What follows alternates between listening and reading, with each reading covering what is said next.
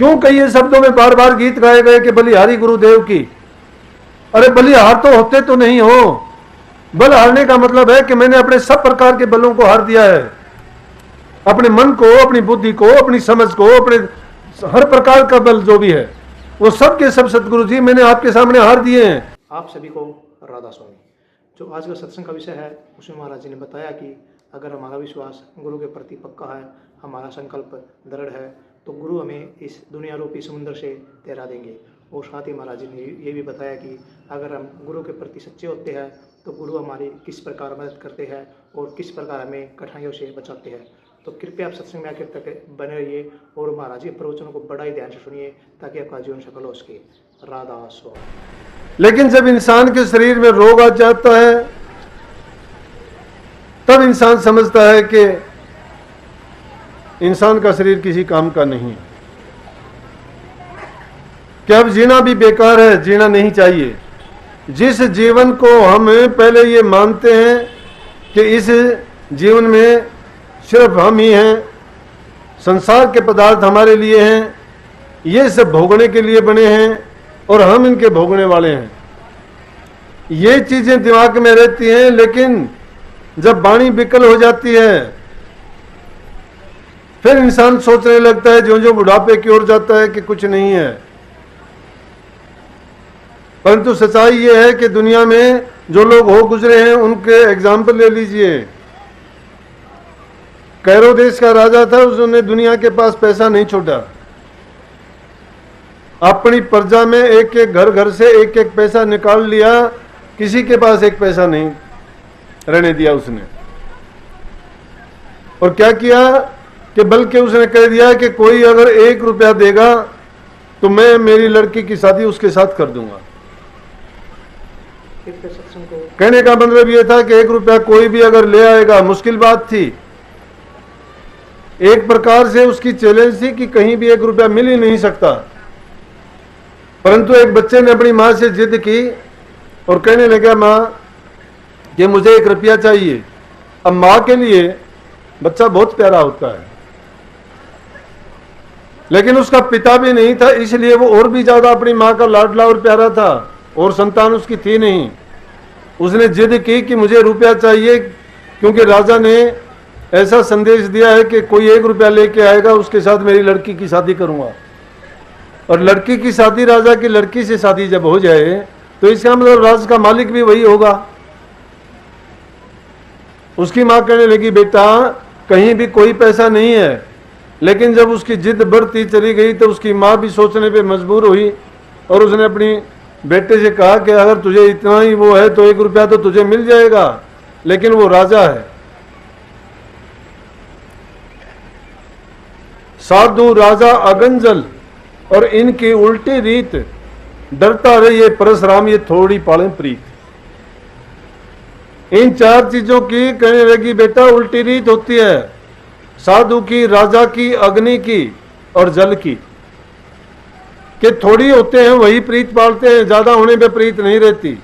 देख सकते हो, अगर पानी थोड़ा है सब काम लेते हैं, सिंचाई करते हैं, बाग बगीचे लगाओ, पीने के काम लो, नहाने धोने के काम लो, और जब वही पानी बढ़ के बाढ़ बन के आ जाता है तो तबाही मचा देता है, बर्बादी का कारण बन गया। अब जगह जगह देखो, पानी के लिए तरसते थे, लेकिन पानी जब ज्यादा अब आ गया तो कहते हैं कि वहाँ इतने लोग डबो दिए, वहाँ उसने पानी ने ये कर दिया, बर्बादी कर दी, फसल को जला दिया, आगे फसल नहीं हो सकेगी। हुई ना। अगर थोड़ा होता तो अच्छा था। अग्नि भी अगर थोड़ी है तो सब काम में लेते हो, सर्दी में तापने के काम आती है, उससे पानी गर्म करो, या कोई भी काम जब आग के जितने भी हैं खाना बनाने के लिए, अनेक कामों में अग्नि की जरूरत पड़ती है। जरूरत के लिए तो वो थोड़ी तो ठीक है, लेकिन आज जाके देखो ना, स्पेन और ऑस्ट्रेलिया इनके जंगलों में जब आग लगती है मीलों तक बर्बादी कर देती है, कई मीलों तक, 1-2 में नहीं, हजारों मीलों तक। वो जंगल की आग जब लग जाती है तो ऐसी तबाही और बर्बादी लाती है, कुछ नहीं रहता, थोड़ी होती है। अगर थोड़ी होती है तो लाभकारी है, गुणकारी है, फायदेमंद है। अगर वो उग्र रूप धारण कर लेती है तो बर्बादी होगी। और राजा के साथ भी ज्यादा दोस्ती अच्छी नहीं है, क्योंकि राजा के पास जब लगातार बैठोगे, वो तो राजा है, हर प्रकार की ताकत उसके पास है, कभी ना कभी मजाक में, हंसी में, अपनापन में कोई ना कोई बात ऐसी निकल जाती है जो राजा के दिल को दुख दे दे, तो राजा उसको पता नहीं फांसी की सजा 1 मिनट में सुना देगा। और यही बात साधु के संग की है। साधुओं के संग करते करते थोड़े अगर हो तो मतलब की बात करोगे, अगर ज्यादा संग मिल जाता है, उनसे ज्यादा घुलोगे, मिलोगे, ज्यादा बातें होंगी, और बातें करते करते जब ज्यादा ऐसी हो जाएगी तो तुम क्या सोचोगे कि कभी ना कभी ऐसी वैसी बात निकल गई तो साधु का जो आशीर्वाद मिलना चाहिए तो मेहर की दृष्टि शायद उल्टी हो जाएगी तो हमें जो फायदा मिलना चाहिए वो नहीं मिल पाएगा। इसलिए कही है, परशुराम जी कहते हैं कि इनके साथ थोड़ी प्रीत पालनी चाहिए। अब थोड़ी संगत होती है, थोड़े लोग होते हैं तो अब आराम से बात कर सकते हो, बैठ सकते हो, लेकिन जब संगत में इतने लोग जब आ जाते हैं तो क्या मेरे पास बैठ के आप बात कर सकते हो? क्या नहीं हो सकती। तो इसलिए ये राजा की भी बात थी। वो कहने लगी बेटा वो राजा है, उसने रुपए की बात नहीं कही है, वो ये देखना चाहता है कि किसी के पास है या नहीं। रुपया तो मुझे एक ऐसी चीज याद आ गई कि रुपया तुझे मिलेगा, लेकिन जिस इंसान को एक लगन लग जाती है उसके लिए दूसरे को चाहे कितना भी नुकसान हो, चाहे उसका परिणाम भी कैसा हो, ये इंसान के दिल की बात है। वो चाहेगा कि मेरी जरूरत जरूर पूरी हो जाए और चाहे कुछ भी हो, क्योंकि कुछ तो ये हट भी होते हैं, बाल हट होता है, राज हट होता है और त्रिया हट होता है। वो बच्चे का हट था। बच्चा जब हट करता है तो दूसरी तरफ सोचता नहीं है कि इसका परिणाम बुरा भी होगा क्या नहीं होगा। इसीलिए अनुभव, उम्र और जो समझदार आदमी हैं उनके तजर्बे से और उनकी कही हुई बातों से और उनकी रहनुमाई में अगर कोई काम किया जाता है तो बहुत सोच समझ के वो राय देते हैं और मार्ग पर चलाते हैं। आज अभी एक प्रेमी पत्रकार था, वो कहने लगा कि युवा पीढ़ी क्यों बिगड़ती जा रही है। मैं कहने लगा भाई संस्कारों की कमी है, उसके जिम्मेवार वो नौजवान पीढ़ी नहीं है, उसके जिम्मेवार भी हम हैं। वो जिम्मेवार किस लिए हैं? हम अपने बच्चों को ना कभी पास बैठा के अच्छी बात उनको बता पाते हैं, ना कोई उनकी सुधार की, शिक्षा की, या बुराइयों से बचने की, या अच्छाई का मार्ग अपनाने की, दान की, पुण्य की, सेवा की, प्रेम की कभी कोई बात बताना जानते ही नहीं है। क्यों नहीं जानते हैं? कि हमारे पास समय नहीं है। समय क्यों नहीं है? कि हमने अपनी आवश्यकताओं को बढ़ा लिया है। जब हमारी आवश्यकताएं बढ़ गई हैं, सब चीजों की जरूरत है हमें, उन चीजों को हासिल करने के लिए पैसा चाहिए, पैसे के लिए भागे फिरते हैं रात दिन। कोई भी काम करता है, चाहे हम व्यवसायी हैं, चाहे हम व्यापारी वर्ग से हैं, चाहे हम किसान हैं, चाहे हम कोई रोजगार करने वाले हैं, हर इंसान चाहता है, आज ये जीवन की जरूरत बन गई है। पहले इन चीजों की जरूरत नहीं थी, इतनी लोगों की आवश्यकता नहीं थी। जो जो सभ्यता का विकास हुआ, विकास की बजाय विनाश की ओर बढ़ते चले गए। असल जो पूंजी थी हमारी, उसको तो हमने बर्बाद कर दिया और दूसरी चीजों को जोड़ने में लगे। ऊंचे महल मकान हमने बना लिए, बड़े सुंदर अच्छे कपड़े पहनने लगे, हर घर में TV, telephone, washing machine, gas के चूल्हे और सारी चीजें आधुनिक जो सुख सुविधा की हैं वो हमने बना ली। लेकिन उसकी दूसरी तरफ हमारी जो संपत्ति थी, उसको जो दीमक लगी हुई है, उसका इलाज हमने नहीं किया। उस युवा पीढ़ी को छोड़ दिया, अपने भाग्य पर, अपने रहमो कर्म पर वो जैसा कर्म करें, जो सीखें वो करते रहो। बल्कि हमने उनको योगदान दिया, उस चीज में बढ़ावा दिया। कभी उनको ये सिखा नहीं पाए, कभी उन पर किसी प्रकार का अंकुश नहीं पैदा कर पाए, कभी उनको सही राय नहीं दे पाए, तो फिर वो कैसे सुधरेंगे? तो बाल हट जब होता है तो बाल उसको पता नहीं होता है कि क्या होगा, इसका नतीजा क्या होगा।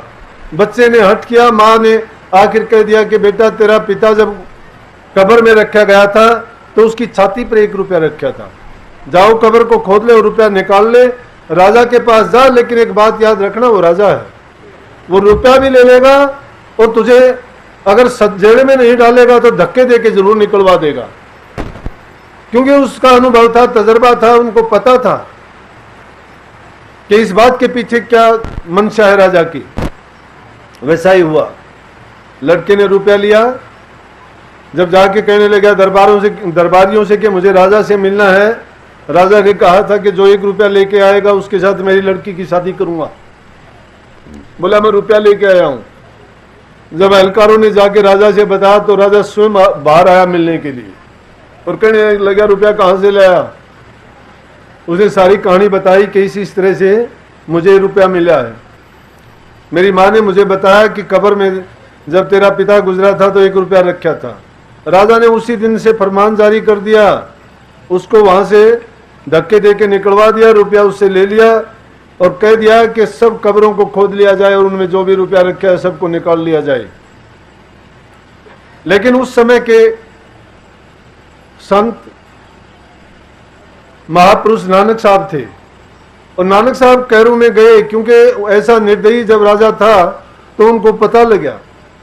संत महापुरुष ऐसी जगह में जरूर जाते हैं क्योंकि उनका काम है समाज में कुरीतियों को मिटा के अच्छे गुणों को पैदा करना, भटके हुओं को मार्ग दिखाना, बुराइयां छुटा के अच्छाइयां देना और प्रभु का गुणगान करके उस मार्ग पर लगाना जिससे जीव के कर्म कटें और उसके जीवन का उनको लाभ मिले। नानक साहब गए उसके खिलाफ, उस राजा के खिलाफ जब कोई बोल भी नहीं सकता था, क्योंकि उस जमाने में राजा निरंकुश होते थे, राजा पर किसी का अंकुश नहीं होता था। राजा जो चाहता था उसकी जबान से जो शब्द निकलता था वही कानून होता था। लेकिन संत निर्भय होते हैं, आज जैसे संत नहीं थे। आज तो संत क्या कहूं, व्यवसायी हो गए हैं, धर्म का मार्ग भूल चुके हैं। दूसरों को क्या शिक्षा देंगे, उनको कैसे वो अच्छे गुण सिखाएंगे और कैसे उनकी बुराइयों को मिटाएंगे जब खुद बुराइयों में लिप्त हैं। 16 पैर लेने से कोई संत नहीं हो जाता, नाम लेने से कोई सत्संगी नहीं बन जाता।